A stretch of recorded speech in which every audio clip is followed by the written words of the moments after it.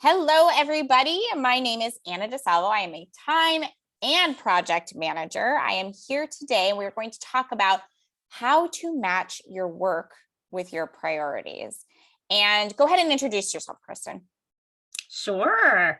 I'm Kristen Tagliamonte, and I am a certified career and leadership coach and the founder of Empowered Results with KAT.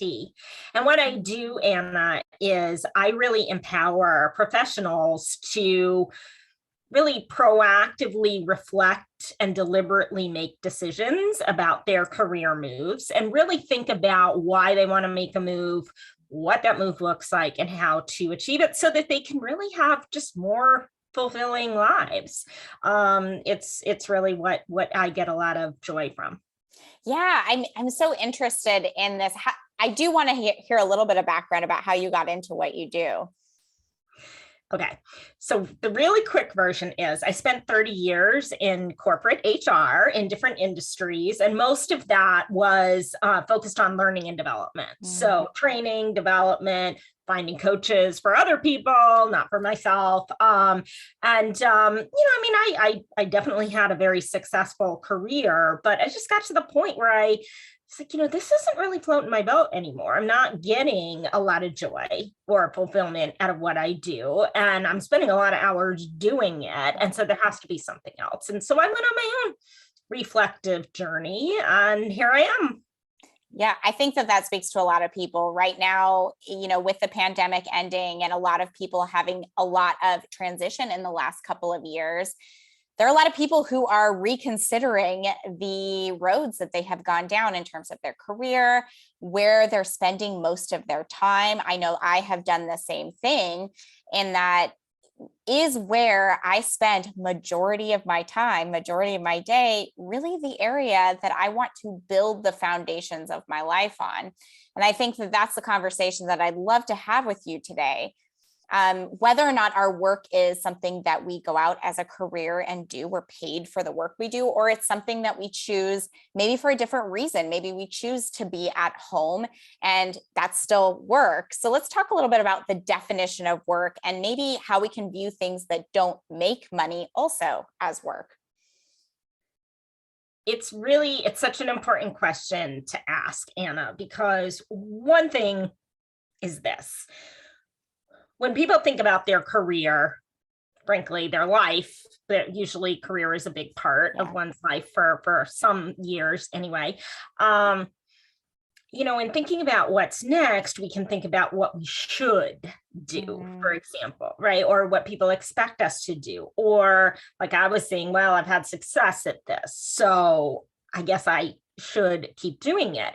And the reality is that what looks different for everybody, and that's okay, and it can also change over the course of your life. What you want to do now might not be what you want to do in 10 years. Some of it could be life circumstance, like you said, COVID or whatever. Some of it could just be our priorities shift, our values shift. And so it's an interesting question that you ask about, what could work look like. I mean, there's the traditional definition of different roles, different industries, different jobs. Are you a manager? Are you not a manager? There's all of that stuff. There's also shifts like into retirement or semi-retirement. Yeah, true. But something interesting that just recently, I have been reading this book that came out just at the beginning of April. Marcus Buckingham, he was one of the co-creators of StrengthsFinder, which most people are familiar with StrengthsFinder. Yeah. He wrote a new book. It's called Love and Work. And the concept of it is that work does not necessarily have to mean a job. He says that work is anything of value that contributes to the well-being of others. Anything of value that contributes to the well-being of others. So that could be, you know what? I'm ready to be a stay-at-home parent and basically I have a friend who calls herself the CEO of her household. Yeah, it's a job. Yeah, I mean, I tell her all the time, I'm in amazement at what she does.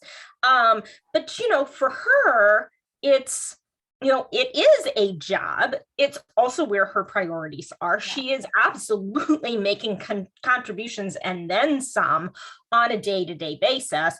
The other thing that Marcus Buckingham says in this book is that whatever that is, whether that is a traditional job, whether it's retirement, whether it's owning your own business, whether it's being a stay-at-home parent, whether it's going back to school, all the different things, that you have to love what you do. And it made me think about, I don't know if you know Steve Jobs, he gave that commencement speech, and it's like, if you have to love what you do. I forget exactly how the quote went, but what Marcus Buckingham says is that at least 20% of what you do every single day, you have to love.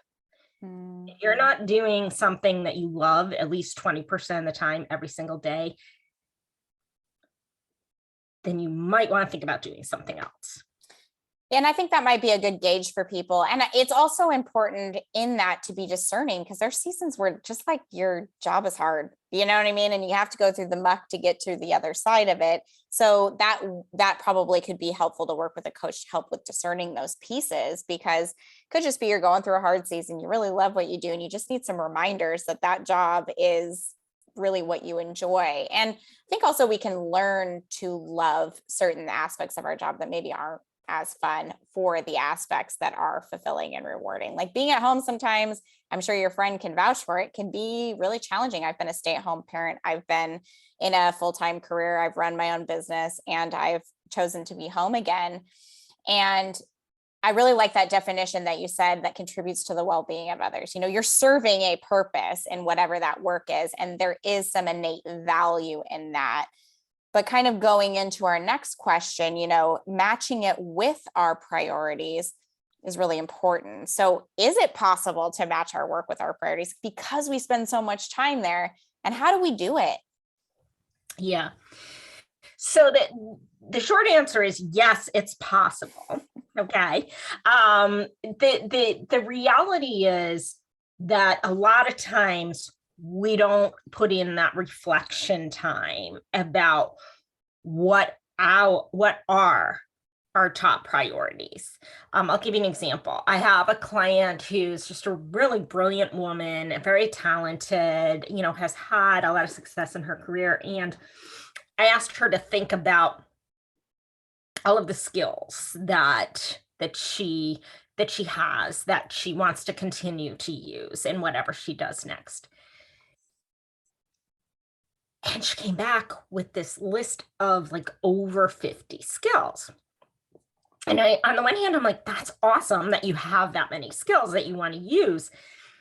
The reality is, it's going to be difficult for you to go try to find something where you're able to do all of those all of the time, right? So I think part of the challenge is, yes, it's possible to match your work, or whatever work looks like, to your priorities.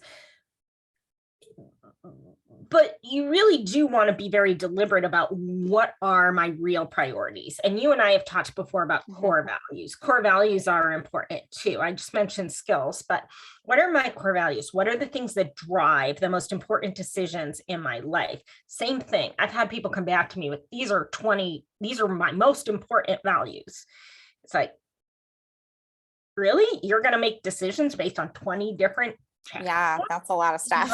Well, and I mean, hey, I'm not saying that those things aren't important to you. Sure. But in order to match your work, your career, your livelihood, whatever that looks like, you want to really start to get crystal clear on those things that are the most. What are the top 3 to 5 values? What are your top 3 to 5 skills? Like I said, Marcus Buckingham says at least 20% of your day, you have to do something you love. I think it should probably be more than that. But, so in that 20% of your day, what are those the things you want to match to? Because you said it. I mean, there are aspects of whatever we do that sometimes it's not our favorite thing. Yeah. I don't like to sell. But guess what? I have my own business. Yeah. So you kind of have to. I kind of have to sell, right? But I get a lot of joy from what I do. All the Elsewhere. Yeah, that's a good point. So, you said the core values and you said these skills. Are there certain ways that people can find this out so they can choose what's valuable and fulfilling to them? I mean, there are all kinds of ways that people can really make a list, brainstorm. I certainly have proprietary tools that I use with my clients on those topics, but I mean, you could go Google core values and you could come up with something. I like to think that my tools are a little more valuable than not. And of course, it's what do I do? How do I work with, if I was working with you, for example, how would we work with that information? But yeah, I mean, it's a process. Sometimes, again, back to that word reflection. A challenge that people have sometimes when they think they want to change. They want to leave the workplace, or they just want to change in the workplace, or they want a promotion, or they want to retire, whatever that is that they say, I'm not happy, I'm not satisfied, I'm going to make a change, without having really fleshed it out and taken that time. And when I say time, a minimum of a couple of months to really be thoughtful about it. Because what happens is, in a lot of cases, people make a change and then they get to that next thing and they realize, okay, I'm still not happy, because they didn't take the time to create that ideal profile of these are the skills I'm going to use. These are the values that I have. These are my priorities. This is what brings me joy. This is what I love. And just instead saying, I'm going to make a change because that's going to make everything better. I think that's such a key thing too. And that goes back to what we were saying in the beginning. Like, you can learn to love certain things about your job that you don't particularly like in the beginning. And there's mucky seasons but really the clarity behind understanding your priorities. And when I've worked with people in time management, it's really the same thing. Like, we know we want more time, right? But what are we going to do with it? And so it's like you're pulling away from the pain, but if you haven't learned the skills and have the clarity about where you're actually going to be spending your time, you're going to end back up in old habits anyway, or you're going to end up attracting the same thing you just left behind. It just looks shinier and prettier because it's a new situation. Right. So being really clear, like you said, and using maybe a coach or proprietary tools or some kind of structure and process and then reflection can be really helpful. And I think I've taken the assessment before, the core values assessment. Is that right? I know we've talked about it a lot. I don't know if you've ever actually taken it, but we've talked about it a lot. Yeah. And tell me about what that would uncover for somebody. Yeah. I mean, so you might have just opened up a Pandora's box. Oh no. I'm a total geek when it comes to stuff like that. And I just have to laugh because this is sitting like right on my desk. I actually have this little, wow, that's fun. When people are struggling to come up with their core values, I'm like, well, I have this card deck of like 250 core values we could talk about. But in all seriousness, my tool is really, it's a list of about 30 core values that range from everything from growth, flexibility, relationships, to very tactical things like compensation. And a lot of times I have a conversation, people feel bad when they say that compensation is one of their top values. I'm like, why do you feel bad? If that's what's important to you, that's what's important to you. Recognize that there could be a trade-off. Sure. Sometimes the more money you make, the less flexibility that you have. It's true. Not always, but that's the whole thing, right? Like there's always choices to be made. But back to, so there's about 30 values, and I ask people to rate each one of them from 1 to 10 on how important it is to them. And then I ask them to rate from 1 to 10 on how much they're living that value today. And so that what that tells me then I go in on the back and I do the delta. And it's like, if you say flexibility is a 10 important to you, but the extent to which you're living it today is a 4, that's a huge gap. And so what that says is whatever it is that you decide you're going to do next, you want to try to start to close that gap without losing other values that are really important to you as well. So it kind of becomes a little bit of a checkpoint as you're assessing different options during that reflection period. You mentioned, I mean, it's obviously I make a living because people like having the accountability to have somebody like me to help them with these tools and to ask them the tough questions, because it's also really easy to make excuses for why we do or don't make a change. So sometimes having an external partner to do that. But to be totally honest with you, these are things people can do on their own if they have the discipline to take the time to think about it. Yeah, and I think that's true. I mean, it's really not tools that people need. It's more that they need the coaching and the accountability and the honesty. So that's one of the things I always say when I work with people, either as a project manager or as a time manager, you have to deal in reality, and there are opportunity costs to every single decision you make. And sometimes we don't want to be honest about those opportunity costs. Like choosing to be at home for me means I take some years out of my career. That's an opportunity cost. I'm choosing to not, continue on building that skill set within the career, and I'm choosing to be at home. So I have to know that the reality of that means I may be foregoing a raise that I would have gotten had I stayed in the workforce during that time. I might be foregoing some opportunities. I might have to get back into the career force through a substituting opportunity or something, that's more of a temporary position where wouldn't be the status that I would have. And so there's realities that you have to deal with when you're making these changes. And that's okay. Once you know the reality, then you can make an honest decision and go, okay, yeah, actually compensation is important to me. Or you know what, it's really not that important to me. I need recognition or I need flexibility. And once we're honest with ourselves, sometimes we can't do that. Like you said, we make those excuses where we're just like, oh, actually, I don't really need that. And then you end up in the same position anyway. So you might as well just be honest with yourself. Well, and it's so easy to do. We all do it. We all do it. But, and here's the other thing about, like I said, some people like having a coach just because of the accountability. Right. True. So if you tell me, if we're having a conversation and you're coming up with some new ideas, and then we say, okay, well, how can you find out more about that? Like, and you're like, oh, I could do this or this. You don't want to show up to our next conversation and not have done that. Right. And I mean, just for the record, I don't care. I mean, I'm not going to, I'm always curious about what got in the way. Yeah. But I'm not going to judge anybody for, like life happens. But so there's an accountability piece. There's a, you mentioned candor. I ask, sometimes people see me, that's a really hard question, Kristen. And I'm like, what's your answer? Yeah.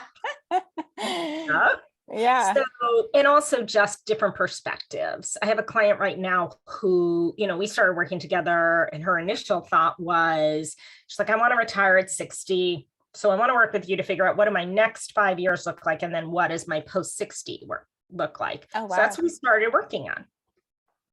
Well, now here we are, and it's like 2 months later, and she's starting her own business. And she's like, this covers both of those. This is what I'm going to do for the next 5 years. This is what I'm going to do after 60, because then I'm going to sell it to, not sell it, but I'm going to step back and whatever. And the reality is, she's like, I never would have thought of that as an option if you hadn't introduced me to so-and-so and thinking outside the box.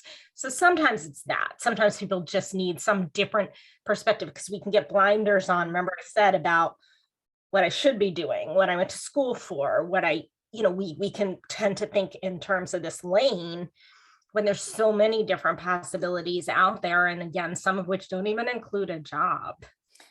Yeah, and that's really what you were saying, how working with you can help, somebody on the outside, somebody who's holding you accountable, somebody who's going to ask those questions and bring the reality to the surface, and then also help you craft and create that North Star. I call it the North Star template for how you're going to spend your time and how you're going to make that transition in alignment without sacrificing those pieces that are so important to you, right? So I think that you spoke to that really well. So anything else that you want to share with people who are maybe in the position now with the ending of the pandemic, or they're in a position where they're just feeling like, you know what, I'm really not sure that where I'm spending my time in my job, my career, my business is where I really want to be doing it. So what would you say to them? I think I would say two things. One is I would say, before you fall prey to the whole, everybody thinks the great resignation is like the best thing ever, right? Like, oh, everybody's doing it. Everybody's, and maybe it is. But before you fall prey to that, make sure that you have a plan for, you're going to resign. How are you going to spend your time after you resign thinking about what's next? I'm not saying don't do it. I'm saying have some sort of idea about, I'm going to quit. Maybe I'm going to take some time off.